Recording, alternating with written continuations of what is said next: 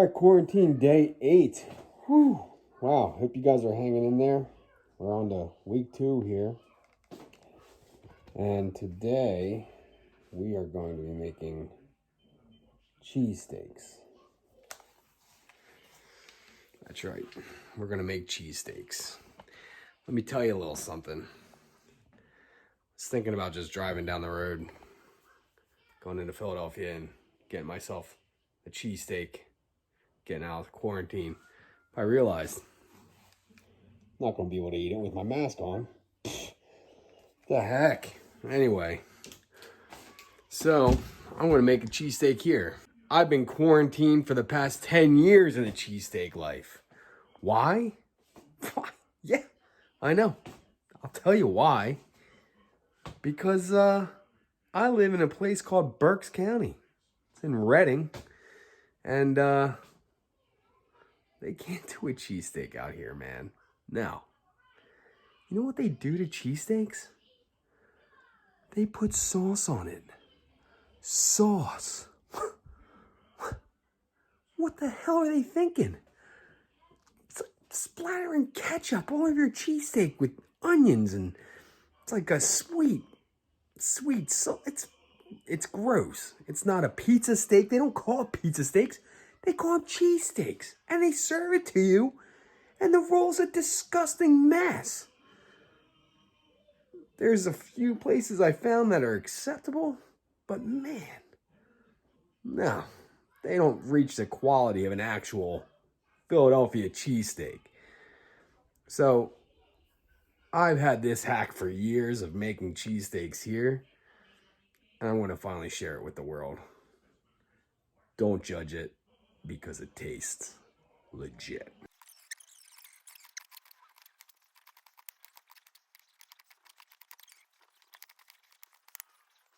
We're going to do a half a stick of butter in a hot cast iron pan.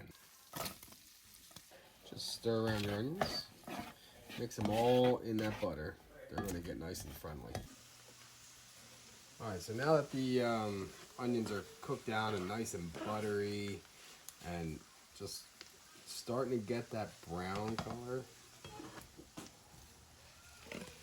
Nothing fancy, just canned mushrooms, granulated garlic, put a little bit of pepper,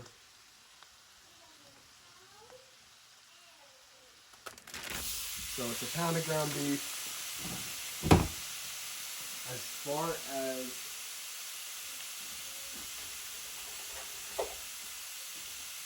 far as you're going to also want 2 spatulas. You want 2 of them.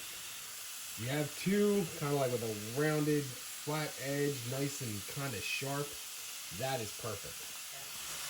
So, you want a pound of ground beef. And as far as your mix is concerned, you want to go with, I'm using 88-12, so 88% lean, 12% fat. You can use 85-15. That's generally what I would use, but this is the stuff I got from Costco, and it's really good. But I wouldn't go any leaner. I wouldn't go, anything above 88.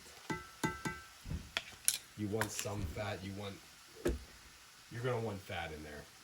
It's what makes a cheesesteak a cheesesteak.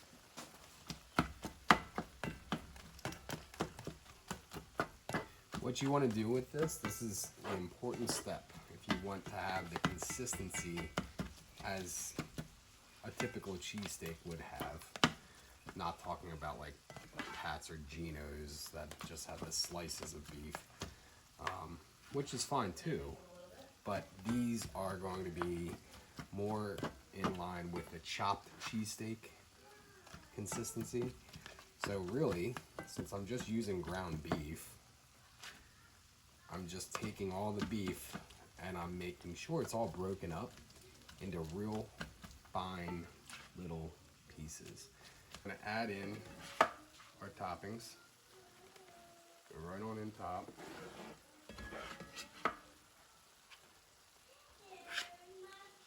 Since everything is getting to know each other in the skillet. That looks so good. And it is so good. It's delicious. It's actually one of the only things I cook that Holly absolutely loves. You could start prepping your roll at this point, or what I like to do, and something that's popular in our house, mini naans. Yeah, I bought even more today. Well, Giant didn't have any more rolls, so I was kind of out of luck there. Hopefully tomorrow I can get a roll, but it's okay. These mini naans are actually phenomenal. It's almost like a, I'd hate to say a street food cheesesteak, but it's sort of like a cross between a gyro, a cheesesteak, and a taco. It's phenomenal. It's really good stuff. So we're gonna go ahead and preheat these. The great cheese debate. What cheese goes on top of a cheesesteak? You have a generation of people saying American cheese. I think that was the original. You have a generation or a group of people that say provolone cheese. It's delicious. You have people saying mozzarella cheese. You take them with the Berks County people and you got a pizza steak. And then you got the Whiz Wit people. Hey, don't freaking lie. We all had the Whiz. We all had it. You were drunk after an Eagles game and you went to Passaginos. You got Whiz Wit. Don't lie. I see you. So you had the Whiz people. And then you have me. With this little pot of deliciousness I brewed up, I like to throw the old Philadelphia original. Well, maybe not Philadelphia original, but they relocated to Philadelphia, and they've been there ever since. They're rooted in the Northeast. Cooper Sharp cheese. Oh, it's American, but sharp American. It's really good. It's tasty. It's a fan favorite in this house. It's our house cheese, I'd like to say. Let's put some cheese on this skillet. Of Cooper Sharp cheese, and you're just gonna layer them right over top. Boop, boop.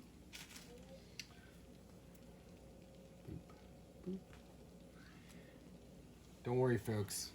There is no such thing as social distancing when it comes to this dish. Okay. And then we just want to cover the skillet. All right, let's check on this.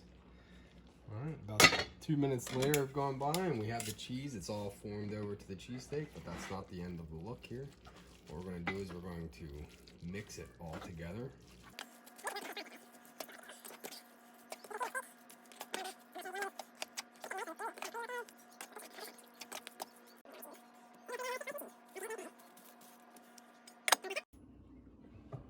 Meanwhile, our mini naan is just about done.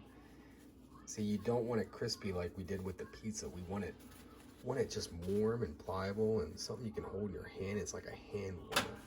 That is perfect. So what I had it at, just set it at 200 degrees. And it was in there for about 20 minutes so far. Okay, our cheesesteak should be about done. Look at that cheesy goodness. Again, you want it to form right over top of the beef. Make it look like snowy mountain caps. And what we're gonna do, we're just gonna mix it all together. And there is your cheesesteak. And yeah, I saw some potato chips from the other day. That is incredible. I hope you enjoy. Stay safe out there. Wash your hands. If you like what you saw today, like and subscribe below. And tell your friends about us. Love to have more people view these videos. And then lastly, if you make this recipe or any of our recipes, comment and tell us how it went.